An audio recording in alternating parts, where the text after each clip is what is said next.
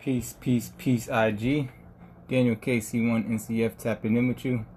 And tonight's live daily survival tip number 24, make yourself indispensable. You want to make yourself indispensable. You want to put your mind in such a condition. You want to train yourself so well. You want to learn a skill so powerful, so necessary that when someone looks at you, the value that you give, the value that you bring is so great that they would rather deal with you if they didn't like you than to get rid of you because of the service you provide. You want to be so necessary to a society. You want to be so necessary to your community that people are willing to protect your life and willing to come to your aid just so that they could gain from your knowledge, your skill, your wisdom, your capabilities. Of course, you want people to just, like you because of your personality. Maybe you want people to accept you because of how you look. Maybe you want people to love you because of the way you speak, possibly, right? Hey, it is what it is. It's each his own. But what you should do as a survival tip, and it's something that we should all strive for, is to be in a space where we are, to one degree or another, indispensable. What do I mean? You want to have a skill set. You want to have a knowledge so great and so useful. Peace, Sister Q's in the building. Q minus in the building. So, you want to have a skill set. You want to have a degree of knowledge so powerful that you're needed in your community. You're needed in your area. You want people to look at you and say, if there was a draft for some reason and they had to start picking people to go to war and fight because they needed soldiers, you want them to skip over you. You want them to say, nah, his skill set's too valuable. We're not sending him off to war. We're not sending her off to war. You want people to look at you and say, something's happening. There's gunfire going on, and people look at you and they're like, get her out of here. Get them off the battlefield. Get them away from danger. Store them away, because your skill set, your knowledge is so great that they can't help. They just don't want to lose you. Peace, Sister Marissa. Thanks for tapping in.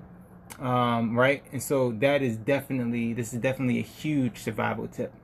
Number 24, make yourself indispensable. What are some things that you can do to make yourself indispensable? We all have skills. We all have gifts and talents, right? But some skills, some talents, some, of what we do are great things, but they aren't necessarily things that people will need in a survival situation. Need in order to uphold a community should things hit the fan. Some things are very widely practiced, and there's some things that come a dime a dozen, right? But then there are other things that are scarce, talents and skill sets that not everybody has. And some of those things that you can think about learning and mastering, because it's really about learning and mastering an essential skill. You want to learn and master, or learn and get on your way to mastering an essential skill. What are some of those that are going to be more prevalent in a grid down situation, in a collapse situation or scenario? Number one is always going to be farming, gardening, animal husbandry, anything basically dealing with agriculture, horticulture, and all of that. You want to be able to tend to the earth, tend to the animal population, and produce food, produce clothing, and produce other products that you can get from animals, because animals aren't just meat. You have milk, you have butter, you have cheese, you have wool, you have leather, you have ivory, right? And you don't necessarily need ivory, but I'm just saying there are many things that we use that come from animals other than just food necessarily. Oils, certain types of oils. I remember, I don't know how much of it they still use, but whale fat used to be used to make soap, right? There's so many different things that you can, get from animals. silk from the silkworm. But mostly, animal husbandry is going to have something to do with the meat, of course, and the hide for the leather, and the wool for clothing as well. But learning those skills, not everybody knows how to deal with animals, farm animals, animals that are used to produce food and clothing. So learn that. That's a skill you can learn that, I personally would not put you in the front lines. I would be like, no, you sit this out. Because after this war, during this war, in the middle of this war, at the end of the day, these soldiers are going to need to eat. They're going to need clothing for the battlefield, and everybody don't know how to do that, right? You make yourself indispensable by learning and mastering animal husbandry, farming, gardening, and anything really dealing with agriculture. What else could you do? Woodworking, metalsmithing, glass blower, brick makers, miners. Learning any of those skills, you'll say, okay, well, woodworking is, I guess, somewhat obvious. Shelter, being able to fell a tree, being able to cut that tree up into lumber, and then construct it into a dwelling. Being able to mine metal ore or iron ore and produce metal, and shape metal into various tools, not just weapons, forging swords and stuff like that, but the actual tools. Can you forge a wrench? It don't got to be perfect like the stuff you buy in Craftsman. In a grid down scenario, you're not going to be able to access a factory where you can produce wrenches and these high quality tools that they have out there. But that high quality stuff hasn't always been around. People were fixing things with primitive, I don't know if we call it primitive, but with older, more outdated types of tools. Forging and making nails and all kind of other things that you can make with metal, right? But not too many people know how to do that, right? Wouldn't even know where to begin. Glass blowing, it's a glass blowing. That's not necessary. There's all kind of ways that you can make structures without glass. This is true. But one of the things that some people might not think about is that in a grid down situation, in a post-collapsed world, there's still going to be people who are sight impaired. And glasses do break easily. So someone that can make glasses, actual glasses, spectacles, but again, windows or whatever else you can think of that we could use with glass in a post-collapse world. But honestly, I put that on there because you need glasses. Like, to be able to make a pair of glasses is a huge thing. When you have so much of the population that is sight impaired and need those glasses. You might say, well, what about contact lenses? We're thinking about a world where the modern conveniences will likely not be available. It's going to be a lot more difficult to produce contact lenses that are safe in such a world, because you're talking about making something that's going to come in direct contact with the eye. So that's not something you're going to try. It's not something you're going to use. Hopefully in a collapsed world, someone just out there making contact lenses. Yeah, I don't think so. That would be very dangerous. What else? Mining or brick making, being able to take clay land, extract the clay, and forge them into bricks for building, and other different types of stone building blocks, like cinder block and paving stone or whatever have you, so that you can again make shelter. So many different things you can do when it comes to rock and metal and glass. What else? Medical, first aid, trauma response, natural medicine, homeopathy, life-saving, different types of life-saving skills, and life-saving and life-sustaining skills. Anything that's about learning and mastering, anything that if a person is in need of some kind of medical attention, you could render them services and get them out of a danger zone, right? Simple first aid, while nowadays it's easy to just go get a Band-Aid and go get the bottle of peroxide or the bottle of alcohol and clean the wound, and you can buy gauze pad fairly cheap, and you clean the little scrapes, cuts, and boo-boos and all that kind of stuff, right? And if something gets bad out of control, there's a hospital. What happens when there's no hospitals? What happens when no one's manufacturing rubbing alcohol or peroxide?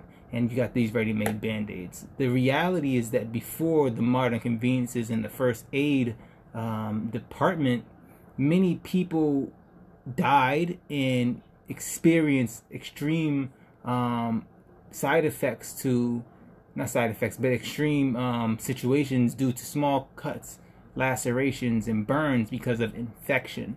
The ability to stave off an infection and nurse someone back to health, even from the smallest things, is very important in a post-collapse world where you might not have the option to go to a hospital and have someone look at an infected wound in a sterile environment with all the equipment and tools necessary to make sure that that person's life is sustained. So a small cut in a post-collapse world is a serious thing if it's not under control.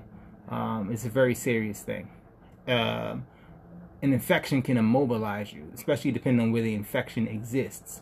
Infection brings about fever, it brings about nausea, it brings about pain and other things that, you know, really you don't want anyone to be immobilized. Everyone must be capable of, to some degree, of defending their lives.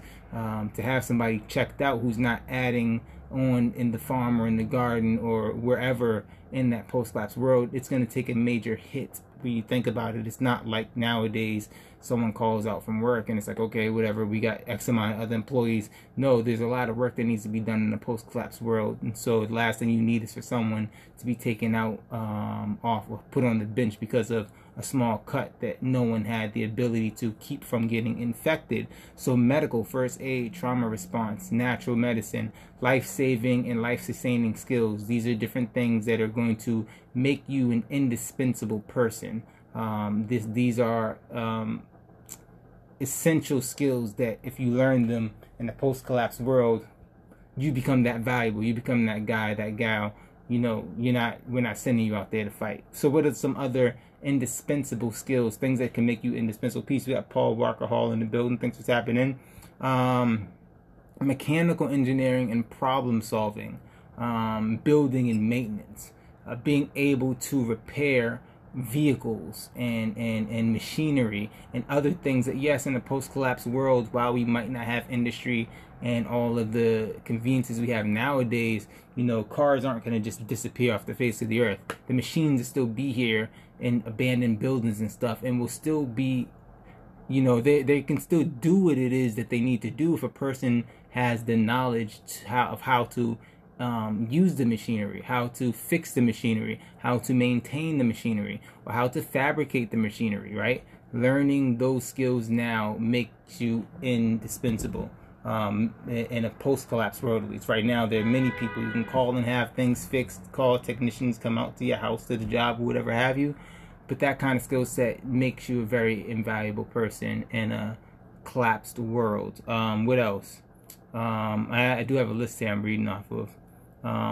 Warfare and military operations, self-defense and community defense. Extremely important. You know, warfare isn't just, you know, bombs being dropped from one country to another country that we don't know nothing about.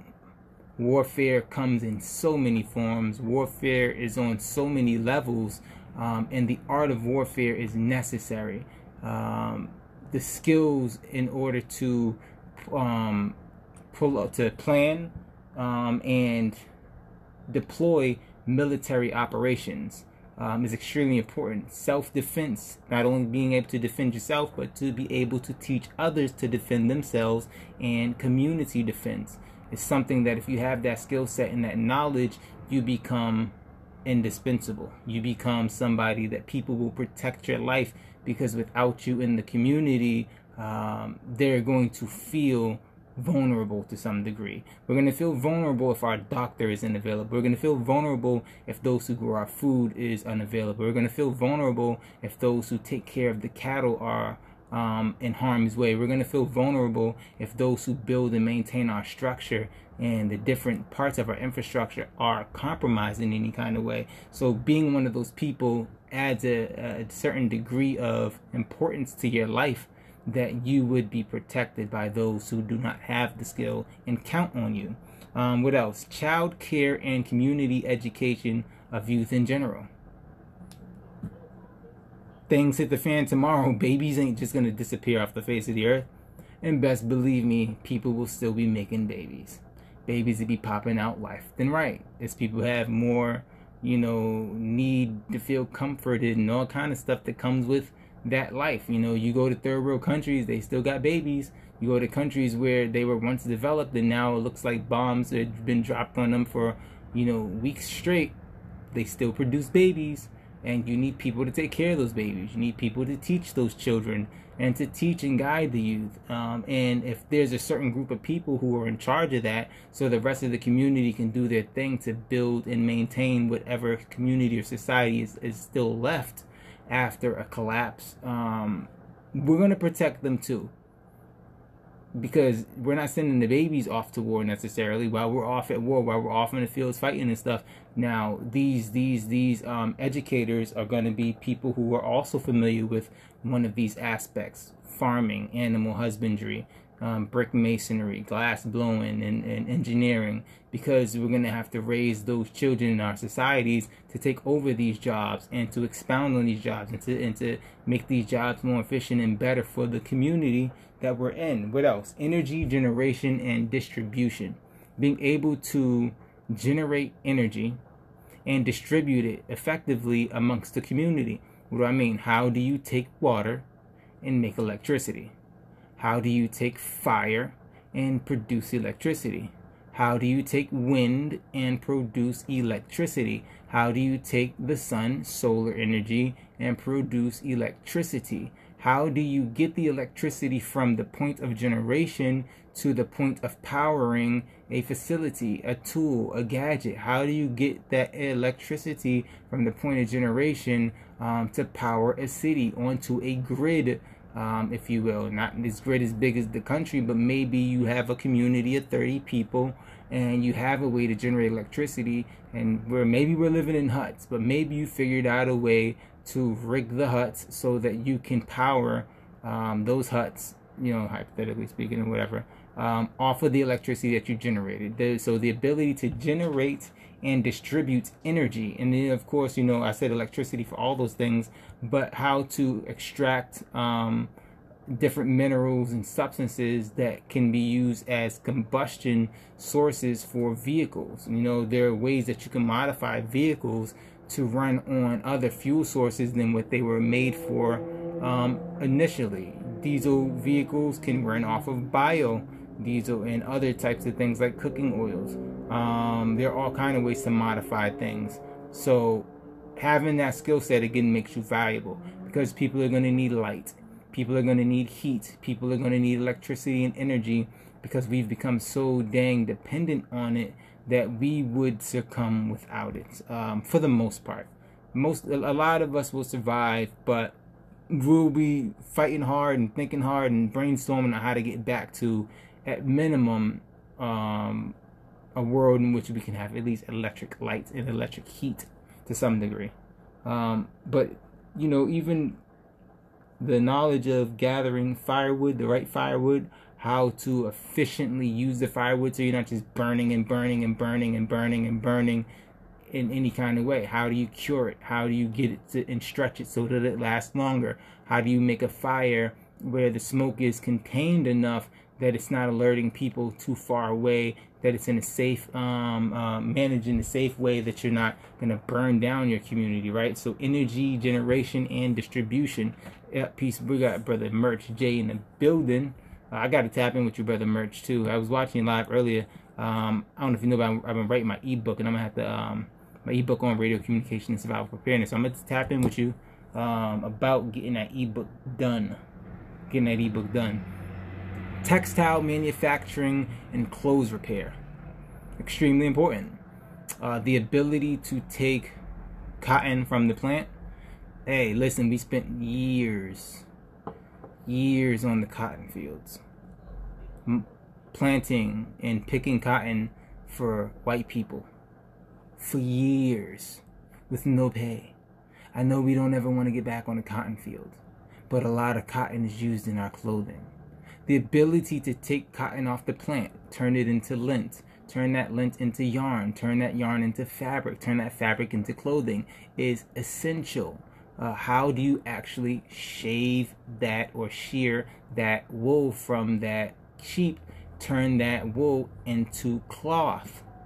We need people that know how to do that, because in some of the parts of this country, like where I live, it gets cold in the wintertime. So I don't know what I'm talking about. It gets cold in the wintertime, family. And so we have to be able to do that. You know, all these companies that produce, oh shoot, we got the resident angel in the building. Sister Naomi, thanks for tapping in, sis. I think it's the first time I've seen you on in my lives. You should go back and check this out too, if you can later on, because I think you would definitely enjoy this information. We got Brother Calvin in the building. Thanks for tapping in. Yeah, so textile, family. Like, we have to be able to take that wool and take that cotton and take maybe we, farm some silkworms and we make some silk. But post-collapse world, grid down world, we're taught, separation. We're taught, the fall of America. We're taught, that one day we're going to have to go into a society where we do for self. Ain't going to be no Adidas and Nike, alaikum salam. There's not going to be any of these where we buy our clothes now. We're going to have people in our community that make our clothes from scratch. Not only just to wear, but what happens when we get to the point where we're able to produce enough for the community and then do what? Produce excess or surplus, and then enter into international trade and commerce. Right? Separation, right? We go get a certain amount of territory for ourselves, and then from that territory we supply our own territory. We got Cedric Sumner in the building. Thanks for Sumner in the building. Thanks for tapping in. But you have the excess that you don't need for your community, and what do? You enter into international trade and commerce, and then what you trade for resources that maybe you're not able to produce in your community, and you barter for resources that can help your community in ways that maybe someone doesn't have the skill set, or maybe you don't have the timberland or the clay land or whatever. You don't have the mineral deposits on your land and your territory, but because you have a certain skill set, you can now trade with another nation, another group of people. So exactly, think for the whole. Exactly, that's what the messenger teaches. He told the minister, don't just think about, one city or one mosque or one family or just your family. Think for the whole, the 40 million. Think for the whole. And so again, for those who are just tapping in, the topic tonight is Daily Survival Tip number 24, which is make yourself indispensable. Basically, learn and master, or begin to master, or work towards mastering an essential skill set. Something that that knowledge, that wisdom, that understanding, that skill set, that gift is so powerful and so necessary in your community that if you had to draft for war, you're going to be one of the last people that they put on that list, because they need you to stay back. They need you to farm. They need you to tend to the animals. They need you to get that glass blown. They need you to make that brick. They need you to cut that wood and make that lumber. They need you to provide medical care. They need you to produce the clothing. They need you to produce and distribute the energy. They need you to take care of the children. They need you to maintain and build shelter. These are essential skills that if you build these skills, if you gain these skills and begin to master them, you will be indispensable. And again, it's extremely important that you put yourself there. I might be able to, I might be a very good artist. I might be a good singer. I might be, something, right? There's so many skills that if they were coming to draft, like, hey, I can do this, and not anybody, okay, yeah, but we got 70, 100 other people who can do that as well. You're going, but not everyone's going to be a doctor. Not everyone's going to be a metalsmith. Not everybody's going to be a natural healer. You want to be one of those. And so this is a very important survival tip, family. If you enjoyed this live, if you got something out of this one, which I think you did if you listened for more than 2 minutes, definitely leave a comment in the comment section about what do you think that maybe you would want to learn. It's a skill set that you may already have, that if things hit the fan tomorrow, you'd be so important to your community that they will hide you. in order to protect your life. Nah, put them in the basement, in the basement of the cellar of the storm, they want to put you in the basement of the cellar of the bunker in order to protect your life, because they need you to rebuild. What are your thoughts, your comments on this? Do you have any questions? Leave that stuff in the comment section after I save this live. Share it with somebody. Tag somebody in it that you think could add value to this. Tag somebody that you think, if they had this going on in their mind, they're the type of person that would say, you know what, you're right, and they would get on it. You know, we have to start to spread this kind of information. There's all kind of things happening here on Instagram. I watch things that, you know, don't necessarily help me immediately or won't help me in the future. And there's nothing wrong with that. But at the end of the day, I'm trying to produce content that anyone that hears it can be like, you know what, you're right. Oh, he's right. You know, something I should be thinking about, can be thinking about. And even if they don't go forth with it, it's in their mind. So when there's something happening that brings on to their mind a sense of uncertainty, they can think back, oh, you know what, I might need to just do what Brother Daniel was talking about. Oh, I might need to check out that link that so-and-so sent me and jog my memory, because I can see things coming to a head. So help me by sharing out this content, and then you go back and check out the content on your own. Leave comments. Let me know what you like, what you dislike. If there's something that you don't see, like he hasn't covered this, let me know, and I'll do my best to cover a topic or a subject or a point, or elaborate on something that I've already done to help out. So I thank you all for tapping in. This has been Daily Survival Tip number 24. Make yourself indispensable. Brother Daniel, KC1 NCF, signing out. Peace.